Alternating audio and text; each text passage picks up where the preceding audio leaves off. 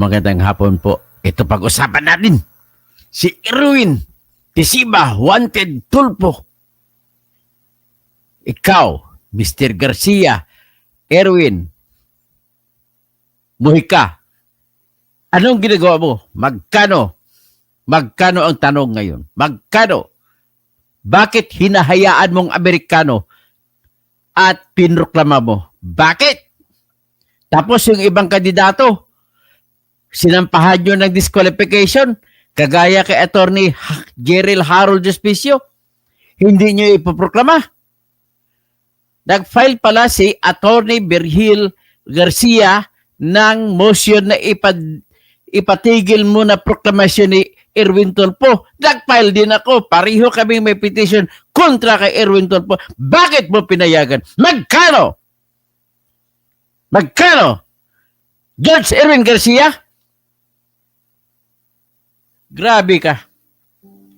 Double standard ka. Ano meron kay Tulfo na wala kay Gerald Harold Despicio? Pareho naman mawawala ka ng jurisdiction kapag naproklama mo. Si Gerald Harold, pag naproklama mo, ang jurisdiction yan ay nandun sa korte, sa RTC. Ngayon, si Tulfo, kay pinroklama mo, nandun kayo sa Senate Electoral Tribunal. Dinadagdagan mo ang gastos namin na kumu-question. Mahal-mahal pa naman ng inyong filing fee dyan. 10,100 kada tao. Sobra kayo. Nagdinegosyo na kayo. O ito, pakinggan nyo si yung ako, nakipag-join ako, Attorney Virgil Garcia. Pareho pa naman kayo Garcia. Pero ikaw ang the better Garcia. Kaysa yung si Erwin Garcia. Pakinggan natin si Attorney Virgil Garcia na isa sa mga nagsampa ng disqualification case laban kay Erwin Tulfo. Hindi ko alam, pareho pala kaming dalawa nagsampa. Dalawa kami petitioner, dalawa kami dinidma, hindi ba lang inaksyonan ang aming mga petition? Ano kang klase? 30 days lamang meron ka, Mr. Erwin Garcia, na desisyonan mong aming petition. 30 days mula nung nasabit ang answer memorandum. Ang 34 days sa aking petition ay May 14. Hindi mo inaksyonan? Tapos pinuklama mo noong May 16? Pakinggan natin siya, no? Dalawa na kami nagpigati dito. Para sa Pilipinas ang laban po namin, hindi para kung kanino man. Ito po. Citizenship by assuming a fictitious identity. Erlich Sylvester Tulfo. He served in the U.S. Army. Nabuko yan. Binawian siya ng US passport. He escaped to the Philippines to avoid getting prosecuted in the US. Nung nandito na siya sa Pilipinas, hindi siya naka-assume as DSWD Secretary because of citizenship issue. Surprisingly, naging congressman, nag-represent, pinayagan. Kahit na hindi na siya natural-born Filipino. He ran for the Senate. Pinailan ko ng disqualification, hindi nyo ginalaw. Tinulugan ninyo. I requested you, I moved to prevent his proclamation. You proclaimed him. But that never mind. That proclamation will not work for him because the issue that I raised in my petition is that did he or did they, all the Tulfos, did they qualify as candidates? Now you have to resolve that. Whether or not they qualified as candidates.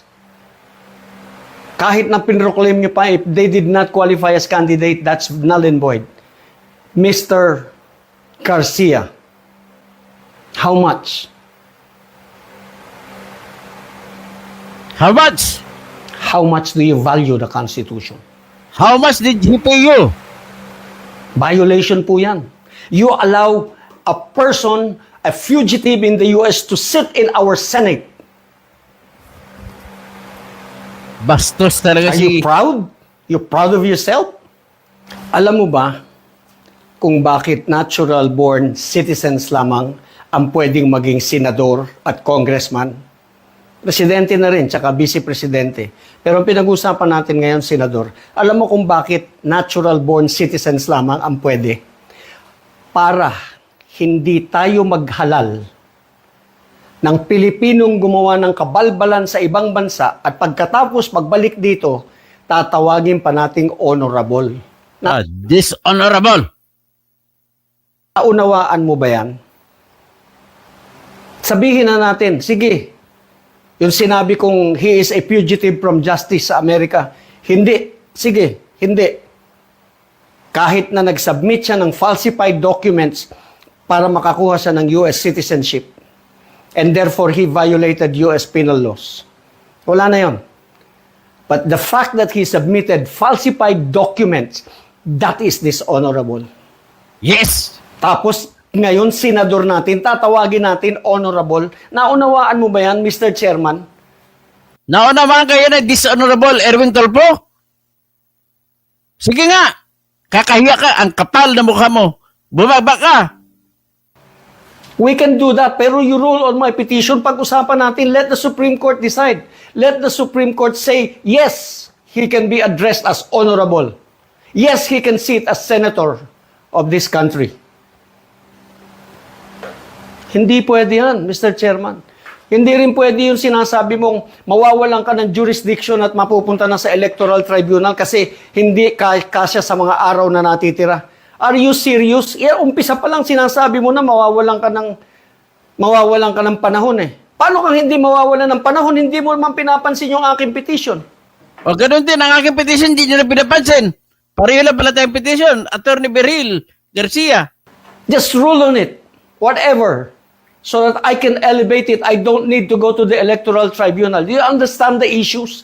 The issues are for us, Filipinos. Rule on my petition. Binabastos tayo ni George Erwin Garcia eh. Alam naman niya yan. Alam niya yan. Pero sinasadya niya. Pero meron din siya double standard.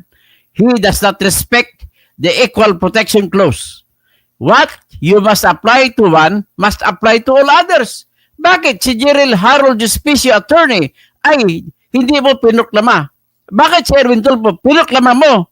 At on top of that, Attorney Berhil Garcia, let me be clear. Ang overvotes na nakarehistro ay 17,098,000 plus. Ibig mo sabihin yan, Attorney Berhil, ang overvotes, ito po yung boto, mga baluta, na ginuhitan ko noon ng sobra sa 12 ang binoto na senador. Maniwala ka ba dyan? Na 17 million na Pilipino, tanga-tanga. Hindi mo ba alam kung gaano karami kung ikumpara sa total registered voters ang 17 million? 30%, 69 million ang ating botante, tapos 17 million, hindi bumoto ng pagkasenador. Akalain mo, yung number 1, si Bongo, 27 million, pwede pa siyang habulin. Ang mga top 12, pwede pang talunin ng mga hanggang number 50. Grabe ito si Erwin Garcia. Sinasadya nyo yan talaga.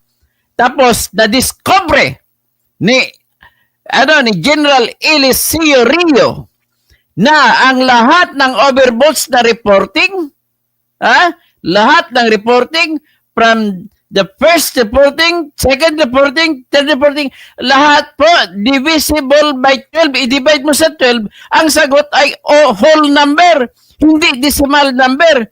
Whole number. Kapag whole number, ibig sabihin may pattern. Ibig sabihin, dinoktor nyo ang source code ng makina. Ibig man sabihin yan, tama si Attorney Harold Justicio na ang auditing ninyo ay sa 3.4 version lamang, pero ang nilagay nyong source code sa mga makina mula Tawi-Tawi hanggang Apari ay may version na 3.5. Hindi nyo pinacheck.